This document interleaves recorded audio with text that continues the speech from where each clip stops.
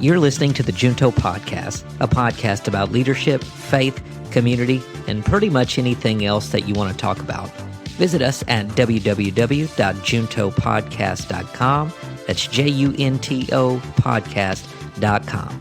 Thanks for stopping by and enjoy the show. Welcome to the Junto Podcast. Excited to be with you guys today. Got my boy, fellow pastor, fellow community guy, Brother Adam Cupples. You told me not to call you pastor, so I'm not going to call you pastor. So, dude, good to have you. What's going on, man? Absolutely, man. It's an honor to be here. Yeah. We were both talking, and we said... We wait till, and we've got some exciting things to talk about with Cross, but we wait till this moment to connect. And we said we should have been doing this a long time ago. But, dude, excited that you kind of reached out. And it's so funny because I've been wanting to reach out to you legitimately. And I'm not just saying that. Even Heather and I have talked about, dude, we got to connect with Adam. We got to connect with Adam and Cross. And so that opportunity has come. And so with that, we're going to talk a lot about some upcoming things you got. We're going to talk a little bit about our history. And speaking of that, talk to us. We have some shared history, Adam. You kind of got some history with Victory, and let's, I want to hear about that. Absolutely. Yeah. Man, Victory, even to this day, I still feel like when someone asks me like where my home church is, Victory is the first thing to pop in my mind. Wow. And so just a brief, real quick history there. I moved around like 4 times. I went to 4 different schools, and we landed back in Marion in 3rd grade. And wow. I call it 52 Surrey Trace, right? That's where we landed. And across the street were these long-time standing members at Victory, Tina and Jack Murphy. Oh, my gosh. Yes. And they pretty much knew we needed to be in church, you know? Right. And so they invited us to church. And Victory was a game changer. That's where I found Christ. Wow.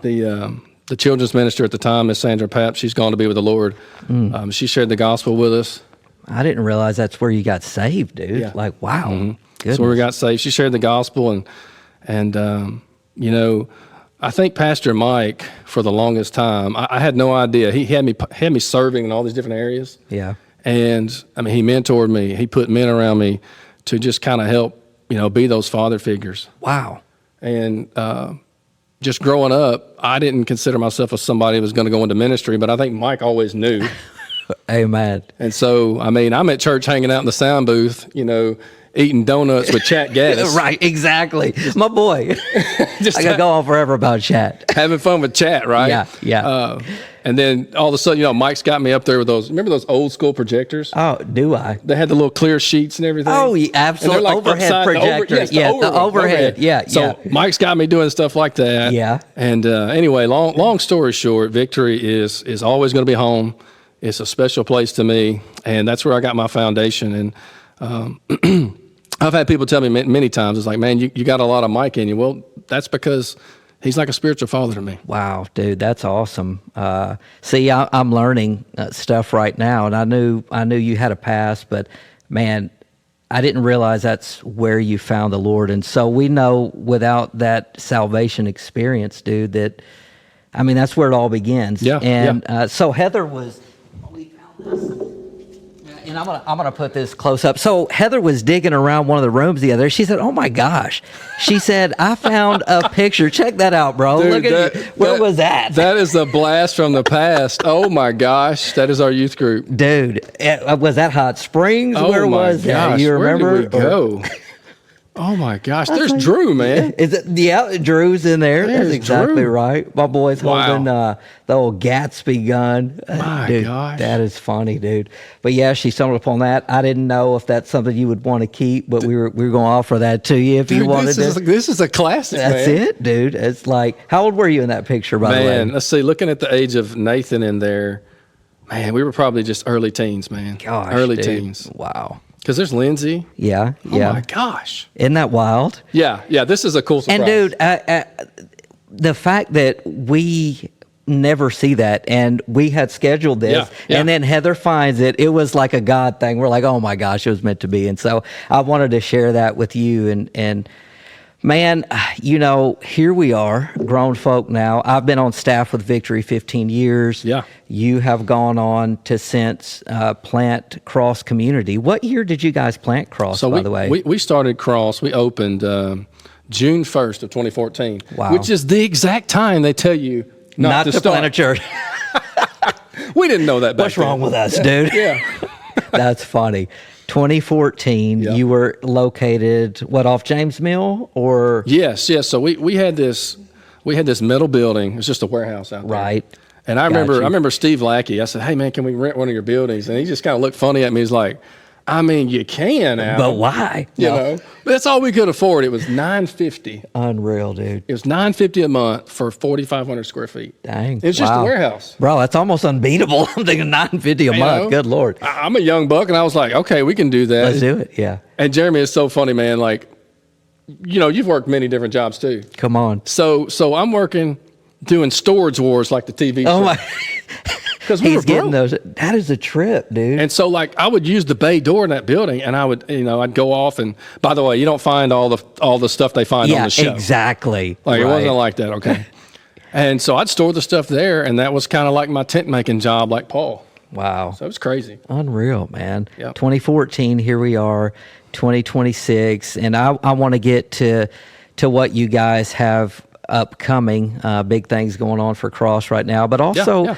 man, this wasn't on our script originally, but just in talking before this, dude, we talked about how we're pastors, but at the end of the day, we are still just people. And so Absolutely. how have you managed just being in pastoral ministry? I'm not a fan of the term burnout, but Yeah. let's be honest, Yeah. whatever you want to call it, we know that can happen over a period of time just with stresses of life and, Yep. and Yep. marriage and kids and all those things. How has the Lord provided, or is there anything you can just glean from your years in ministry, man? Absolutely.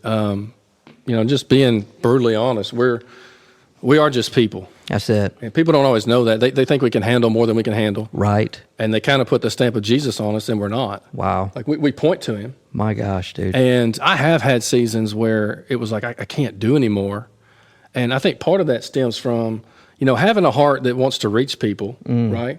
You want people to be happy. You want them to love what they're coming to. You That's want them to right. grow in Christ.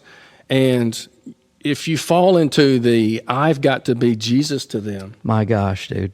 And I had to. I took about a month and a half off a few years ago and just tried to do a reset. Man. Because church was going great. Mm-hmm. Didn't have anything to complain about.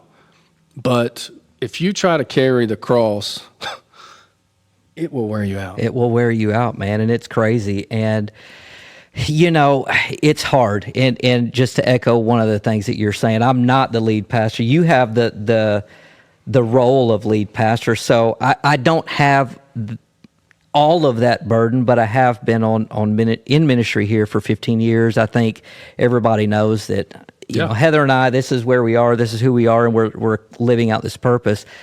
What I can say, though, is that I can relate to you on so many levels, and just dealing 100. with the expectations of people, and what they expect from you. And I'll be honest, it's hard not to get a little bit like I had to ask the Lord, please work in my heart, because let me give you an example. You pour into people, you're there for them, you counsel them, you do whatever you can, and then bam, they just vanish and they leave. But they still expect They you to do. be their pastor. They do. And so you mentioned that you had to kind of reset. Yeah. I had to ask the Lord, because I found myself getting I felt the compassion leaving me. I felt the empathy, and I felt, and I don't want to be in that place. Yeah. Because I do want to love. But man, can you relate to that? Just Absolutely. feeling like, dude, here we're pouring into you, and it's like they just think you're a spiritual piggy bank. They do. They do. Yeah. And what's really tough is, and you've experienced this, we all have, is there's some people when they come along, you think, wow, they are going to stick it out. They're going to follow Christ. Oh, yeah, They've dude. got your back. And then there's some people, you meet them the first time, you're like, this dude's not going to last very long. Right. But to be honest, I have seen the people that you didn't think were going to last. Right. God did the biggest work in their heart, and the people you thought Dude, We just move on. it's crazy. It is so crazy. And what's so funny as I'm sitting here talking to you is that I know that Cross has received people that have left Victory, and we have received people that have left Cross. Isn't that so wild to think about, dude? It is. Like, it's so funny. And you know, people, I say this all the time, we have such a consumer mentality that people, they want church the way they like it. Yeah. You know what I mean? Yeah. It's like how you like your coffee. It's the Burger King mentality, have it your way. Yep. And so what we're trying to build in our culture is covenant relationship, dude. God is a God of covenant. And so as a creation, you know, the Bible says we're a new creation in Christ. We are now his. Then we have to be people of covenant. And I know that's hard to do, man. So, but I'm with you on that. Like, especially if you're watching this, listen to this podcast, and you're going to be new to church, or maybe you're trying to find a new church. Wow. You've got to realize the person with the microphone in their hand is just a man. Come on, dude. And they can't keep up with 400 people's lives. That's exactly right. They can't know when your kid spills their tea, and they know when to call you. Like, you have to. I'm glad y'all are hearing it from him, because maybe you'll receive it better. No, seriously, because, you know, people get, well, they didn't call me. And, you know, people will leave. We were in the hospital. We did, like you said, 500, 600. Yeah. How in the world can we know everything, or how can we be there? And, of course, we do our best. And it's not to say we don't want to try and meet the people's needs. But realistically speaking, I think that we have to know, you know, there's expectations that we can, and some we just won't be able to meet. And so, absolutely, I think that's part of ministry, though, and that's part of the cross, part of the burden that we are called to carry. The motion lights, I forgot about those going on and off. That's hilarious. Do y'all have those? We paid the bill. It's good. No, we paid the bill. If there's not enough motion, it just goes off. And that's actually an energy-saving feature right there if nobody's in here. So I wanted to talk. You guys planted in 2014. Yes, sir. You've been doing ministry in Crittenden County. Yep. And so now you guys have some exciting news. But before we get to that, tell me about the actual building process, because we're sitting in a building that we built in 2018. We were called the Church at the Mall. We were in the West Memphis Mall. And I got to tell you, it was one of the hardest seasons we've lived through. How was that process for you guys? Absolutely. And I remember going to church at the mall. And what's so weird now to me is that things change from year to year and decade to decade in the church world. Yeah. Back in the day, being the church in the mall, you had to try to make that be a thing. That's right. That's right. And now everybody's in the mall now, dude. So we all went and built buildings, and now malls are cool. Malls are cool again. That's funny. But yeah, like, just the building process is tough, because we were kind of outside of town. It wasn't the most visible location. Right. And, you know, I don't know what you call it around here, but I've started referring to our area in which we live. I call it the Dirty Delta. Come on, baby. And listen, man, you got to grind. Like, we got the Grizzlies over there across the river. You got to. It's a grit and grind around here. That's right, 100%. And so, just based on demographics, based on how our cities are, our county is, man, it's a battle to try to get anywhere in ministry. It is, dude. And listen, I can tell you right now, we're not the kind of people who are trying to just milk you out of all your dollars, but it literally costs money to do children's ministry, student ministry, to build buildings. Like, it's not free. It's insane. You know, people say, well, why don't y'all do this? Well, you want to lead it? You want to step in? You want to lead it? People are asking all the time, why don't you? Yeah, well, that's great. Why don't you come in? Not only do you have to have the financial resources, but you got to have the manpower, the bodies that are willing to serve and to lead ministry and to pitch in. And so I'll say this, and I know you would say the same about Cross, is that, man, we are so blessed with people who have caught the vision. Absolutely. Who serve, who love this community. We know this is not an easy place to live. It's not. The Dirty Delta, dude, it's not an easy place to live. And so we're thankful for the people that have come alongside us, and man, just thankful for that. And so that kind of brings me into, you know, you got the Dirty Delta, but you are not departing. But tell us about the next phase of Cross Community, man. So you know, obviously, like Jeremy said, we started our church in 2014. We are blessed. We're truly blessed that it survived. Yeah. It was not easy. We might have smiled, but it was tough. That's right. And so we're thankful for everybody who's helped us get where we are. Wow. I stumbled upon church planting on accident. So when I decided to go into ministry, which wasn't my plan, Mike kind of knew it was. Right. I was going to be a coach. Like, I want to coach baseball. I want to do something like that. I want to win some championships, whatever. And I found myself in college leading devotionals with the ministry people because I went to a Christian college. Yeah. Anyway, I got connected with all this ministry stuff. I said, man, I've got to go get some kind of Bible degree under my belt. Gosh, man. Right? Yeah. And so I wind up at Liberty, and I just did Liberty. I did the distance learning back then. I'm so old, they would send you the DVDs. Yeah, That's how old I am. come on. That was me. Yeah. I'm right there with you, dude. But you had to pick an emphasis, right? Right, So I'm right. like, okay, I got to get a Master of Divinity, whatever that is, right, at the time. And then you have to pick an emphasis. And so one of them, the emphasis was combined. It was evangelism and church planting. Wow, dude. And I was only interested in the evangelism part. Right. And so I feel like I stumbled into this thing called church planting. When we started studying and having to read all those books, write all those papers and all that, I fell in love with the idea of seeing a vision that's on paper and starting something and seeing it grow. Wow. And here's the reason why. Statistics still tell us today, the people that are reaching lost people the fastest, church plants do that. Wow. I mean, Victor was a church plant. Yeah, They that's reached right. me. They reached That's across right. the street. They reached me. Yeah, wow. Now, our churches are older now. Yeah, They're- exactly. They're still reaching people. That's Right. our goal. But I'm amazed because when you look at communities, even when we looked at Marion, I said I would not plant Marion. Wow. Wasn't going to do it, And there you are. right? And my, I guess girlfriend at the time, wife now. Wife, come on. She looked at me. He she put a s- ring on it. Yeah, I needed to put a ring on it. I'm glad I did. But she told me, she said, why not Marion? I said, no, we're going to cross the river. We'll go somewhere out there. Right, right. And she said, you need to pray about Marion. And I said, no. Wow. About 2 weeks later, it was like, God said, Adam, there's room here. Wow. Because different powerful. churches reach different people. That's it, dude. You can have the same doctrine. You can have this. You can have all these things that align that you agree upon. But for some reason, the way God set it up, different churches reach different people. It is so true, man. In the same community, you could be very similar, and it's just something. And that's why we say, we don't want you to feel like you're joining this church. We want to know that God is leading you to this place, and so Amen. you're exactly right that different people are drawn. And so, dude, not only did you plant here, but Yeah. you've been successful.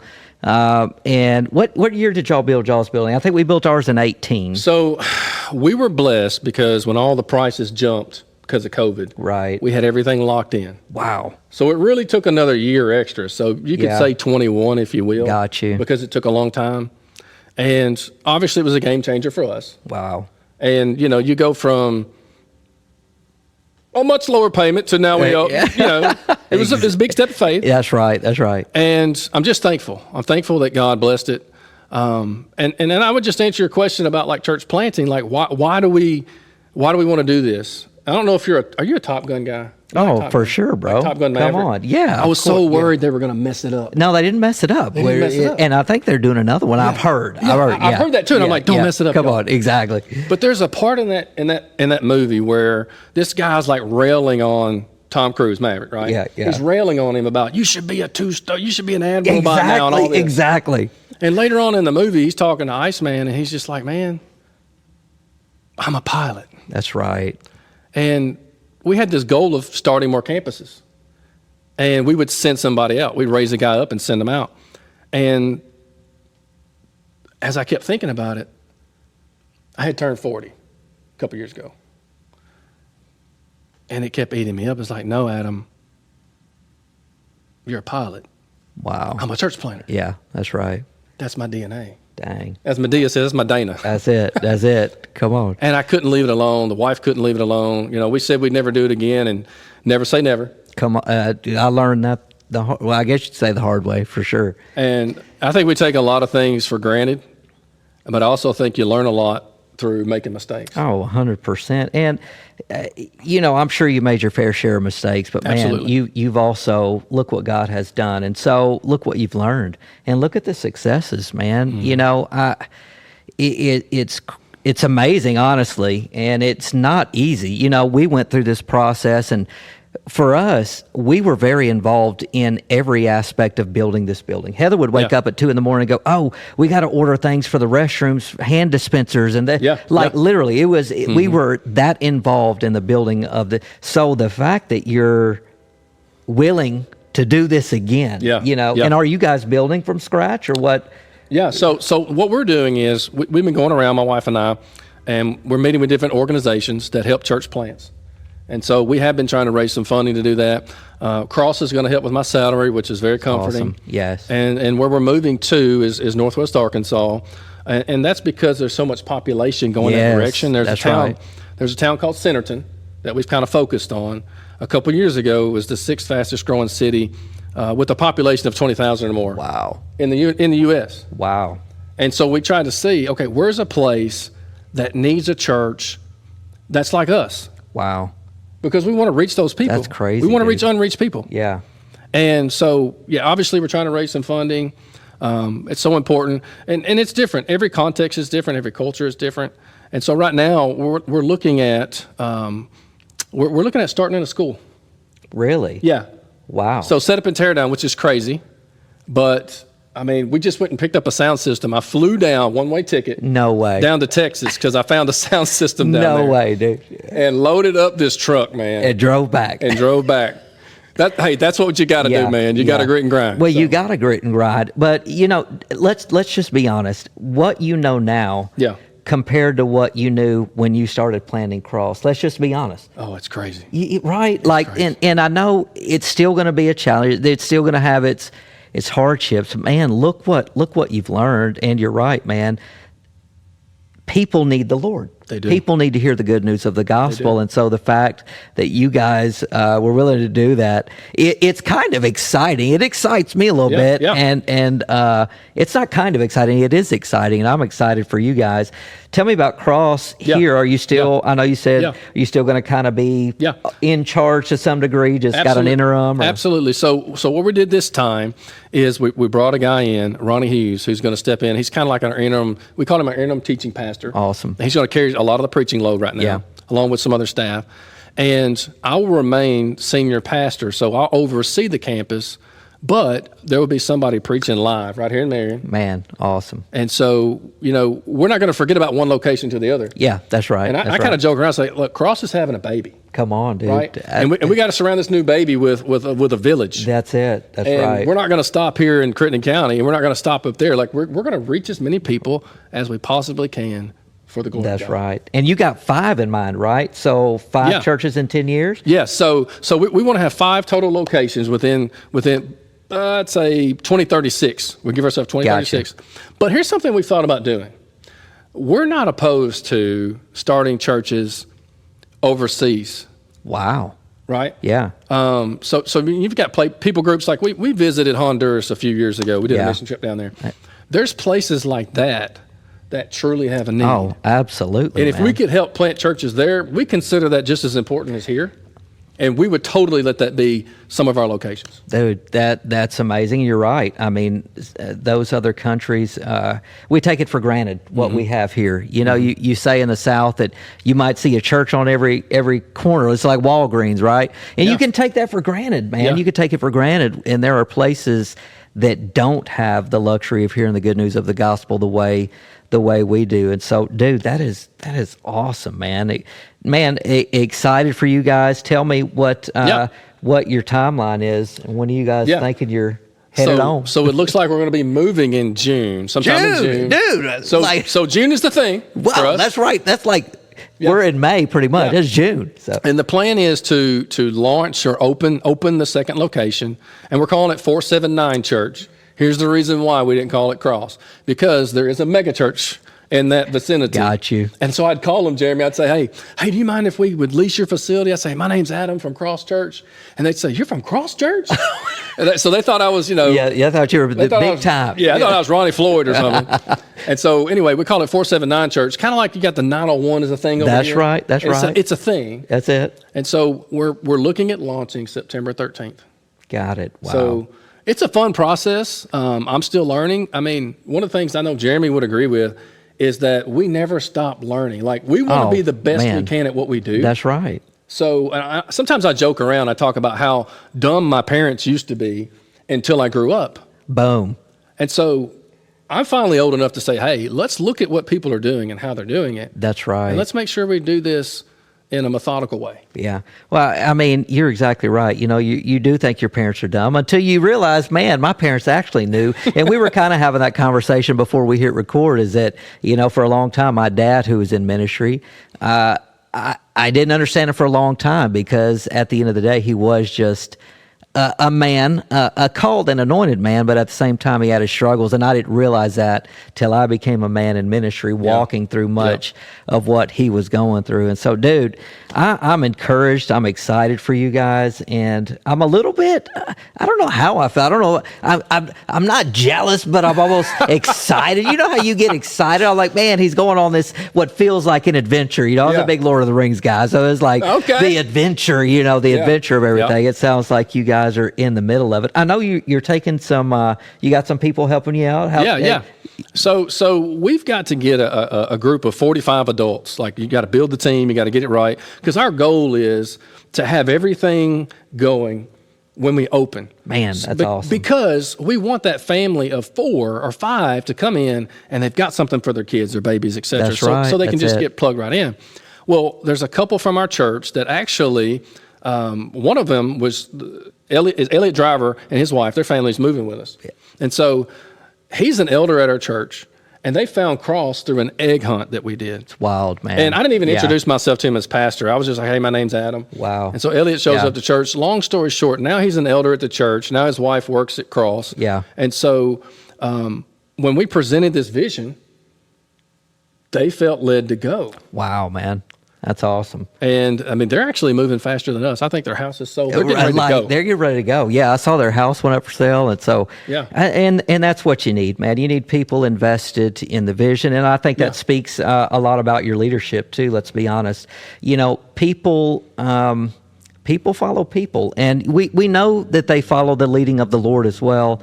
But at the end of the day, too, we know that they follow people and they follow good leadership. And so I think that says a lot about you and what you guys are building at Cross. And so we're excited to be moving into phase 2 sometime in the future here at Victory too, man. But so many similarities and the shared history that we have with Victory. We're just super excited. And so any parting words or any words of advice to maybe some church planners that might watch this, or maybe somebody in ministry who's just struggling and they're feeling the weight, the burden of ministry and what it is just to be human and to try to lead people, you know? For real, a couple things for sure.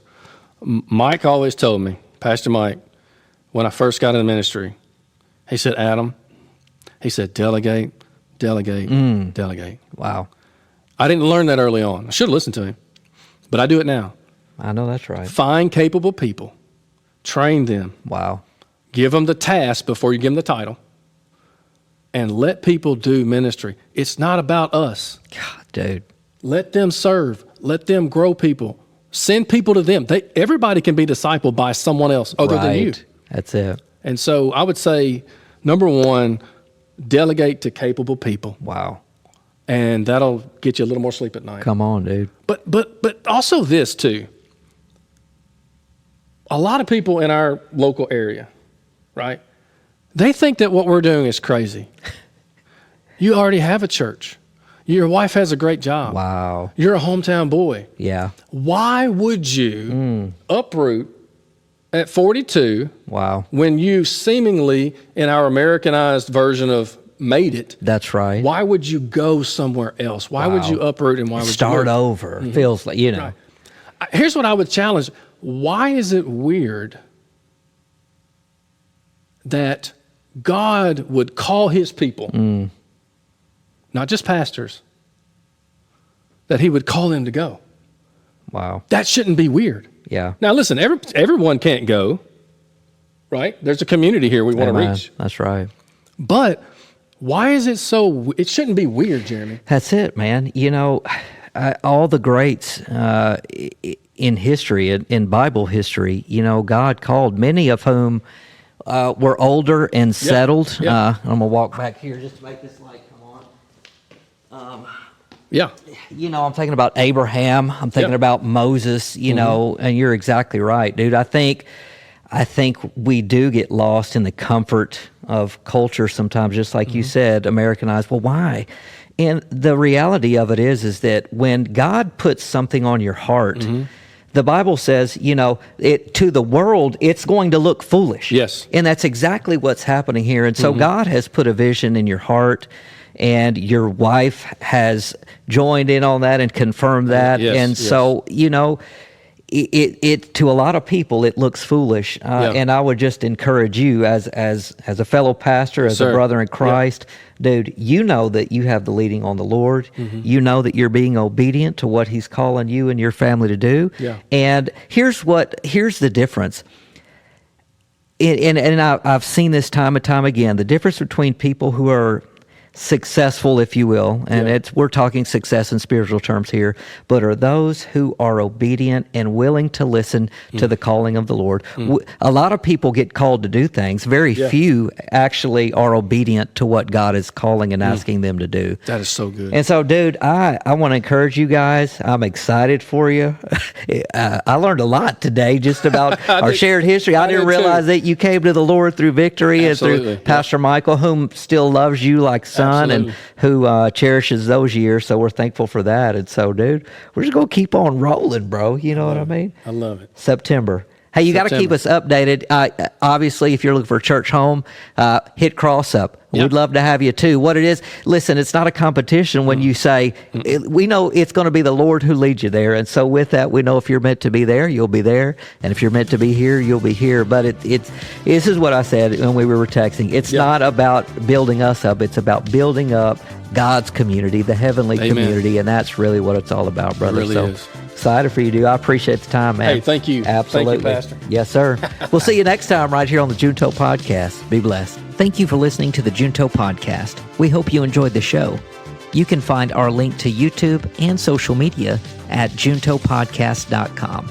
Remember to subscribe, like, and follow. Thanks again for listening, and we'll see you next time.